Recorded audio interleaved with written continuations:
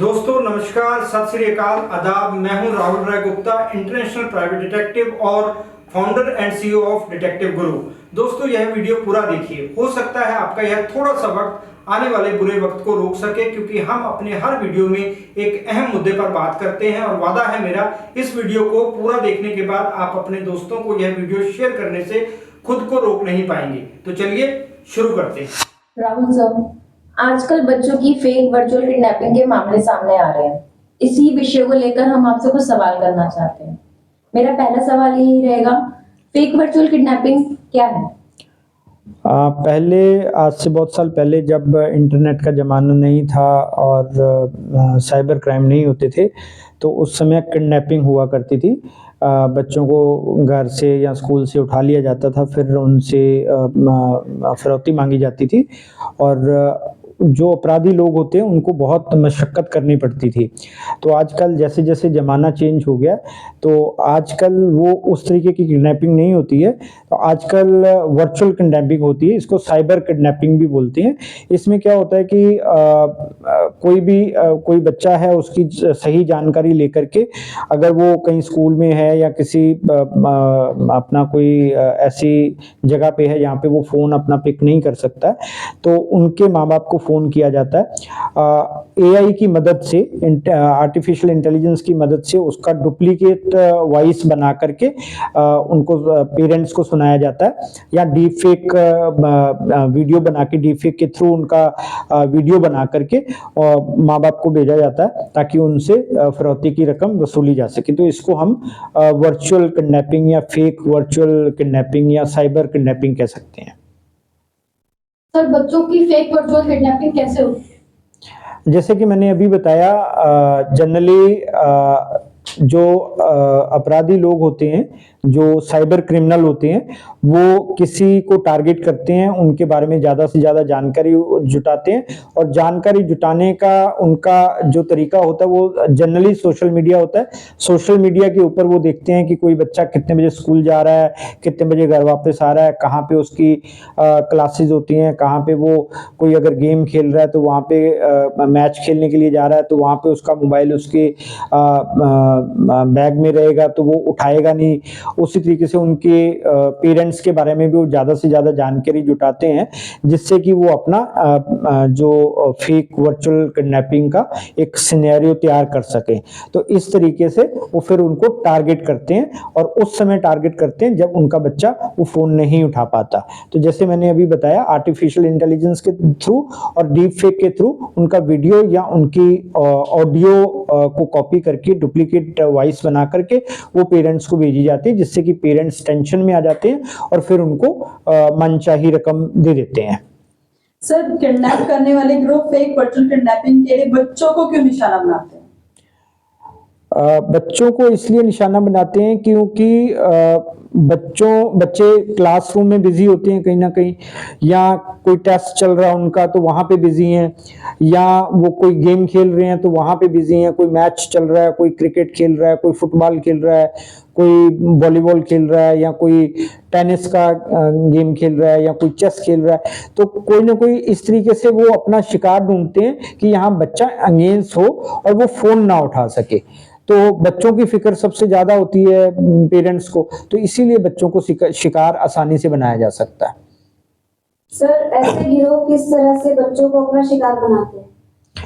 जैसे कि मैंने अभी बताया, आपको पूरा तरीके से बताया कि वो सोशल मीडिया के थ्रू लोगों को ढूंढते हैं, और उसके बाद वो आइडेंटिफाई करते हैं कि किसको किस टाइम पे हम डिजिटल किडनैपिंग या वर्चुअल किडनैपिंग कर सकते हैं, और उस तरीके से वो करके उनसे पैसा लेते हैं। सर, क्या इस तरह की किडनैपिंग केवल पैसों के लिए होती है?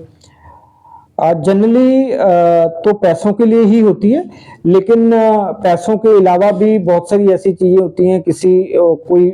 कोई दुश्मनी है वो निकालते हैं उसमें, या कोई ऐसी कोई बात मनवानी होती है उसके लिए भी हो सकता है। तो बहुत सारी तमाम चीजें हो सकती है, लेकिन जो मेजरली जो है वो पैसों के लिए ही होता है। सर, इस तरीके की किडनैपिंग से कैसे बचा जाए?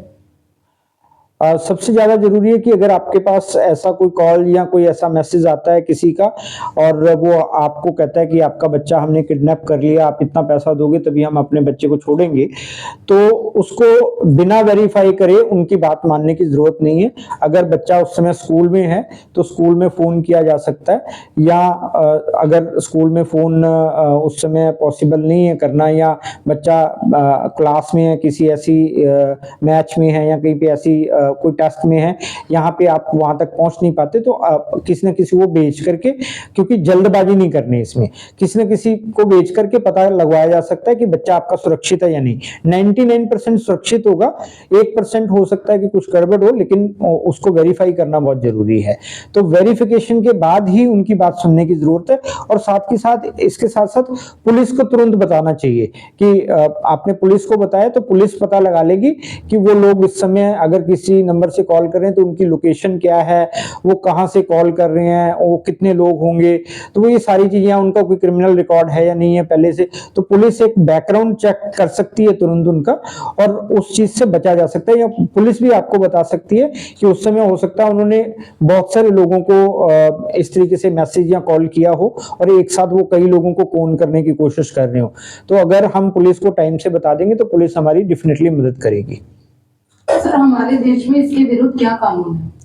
देखिए, इंफॉर्मेशन टेक्नोलॉजी 2000 में ये कानून 66C के सेक्शन में अंडर में आता है, तो वहाँ पे 3 साल की इसको सजा है और 1 लाख रुपए का जुर्माना भी है इसके ऊपर अगर कोई वर्चुअल इस तरीके की किडनैपिंग करता है। साइबर लॉ भी इसके ऊपर एप्लीकेबल होता है। तो इस तरीके के कानून हमारे हैं देश में, लेकिन वो इतने मजबूत कानून नहीं है, इतना कोई सख्त सजा का प्रोविजन नहीं है। यहाँ पे जो अपराधी लोग हैं वो डरे, उनकी कई बार उनको ऐसे केसेस में जमानत भी जल्दी मिल जाती है, और ऐसे केसेस को प्रूव करना भी बड़ा मुश्किल हो जाता है, क्योंकि डिजिटल फुटप्रिंट कई बार वो अपने पास नहीं रखते हैं या नहीं बन पाते हैं, तो इस वजह से वो छूट भी जाते हैं, जिससे कि उनके हौसले बढ़ जाते हैं। सर, आप पेरेंट्स को क्या सलाह देना चाहेंगे? आजकल बहुत सारे ऐसे मोबाइल ऐप आते हैं, यहाँ पे हम बच्चों के मोबाइल में डाल करके उनके बारे में जान सकते हैं कि वो सुरक्षित है या नहीं है, और बच्चों को भी ये समझाया जा सकता है कि कोई भी ऐसी चीज़ हो और आप तुरंत हमें मैसेज या कॉल करो, और पेरेंट्स को ज़्यादा परेशान नहीं होना अगर ऐसी कोई कॉल आ जाए, तो उनको उसको वेरीफाई करना बहुत ज़रूरी है कि कॉल किसकी है, पुलिस को बताना ज़रूरी है। और बच्चों की सुरक्षा को लेकर के, अगर कोई अमीर बच्चा है तो उसकी सुरक्षा की जिम्मेदारी भी माँ बाप की है, और उसकी सुरक्षा को भी देखना ज़रूरी है, और उसको बताना, उसको समझाना भी ज़रूरी है कि कोई अनजान आदमी से ना मिले, या कोई ऐसे आदमी से, ऐसे किसी दोस्त से, ऐसे चलते हुए लोगों से दोस्ती ना करे कि जिससे कि कल को उसको नुकसान हो सकता है।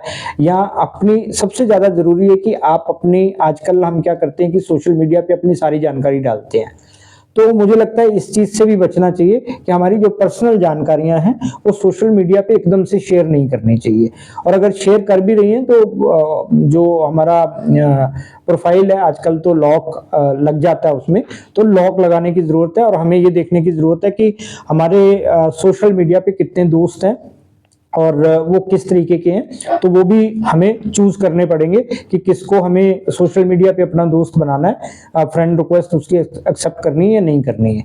तो इन सब बातों को ध्यान में रखेंगे तो मुझे लगता है कि हम सेफ हो सकते हैं। सर, अक्सर टीनेजर कुछ गलतियों के कारण इसमें फंस जाते हैं, उनके लिए आप क्या सुझाव देंगे? अगर गलतियों में फंस जाते हैं तो उनको सजा मिलती है इस तरीके की, तो मुझे लगता है कि दूसरे लोगों को उनसे सबक लेना चाहिए। अगर कोई बच्चा ऐसे फंस गया है इस तरीके के जाल में, तो दूसरे बच्चों को इससे सबक लेना चाहिए और दूसरे बच्चों को कोशिश करनी चाहिए कि इस तरीके की चीजें ना हो। Thank you very much sir, आपने अपना इतना कीमती समय हमें दिया और इतने सारे सवालों का हमें जवाब दिया। हम आपसे दोबारा किसी अच्छे मुद्दे को लेकर दोबारा जुड़ेंगे। अगर ये वीडियो आपको पसंद आया हो तो दोस्तों और रिश्तेदारों में भी जरूर शेयर करें, लाइक करें, कमेंट करके बताएं कि यह वीडियो कैसा लगा, और अपना कोई अनुभव हो तो जरूर शेयर करें ताकि और लोगों को प्रेरणा मिल सके।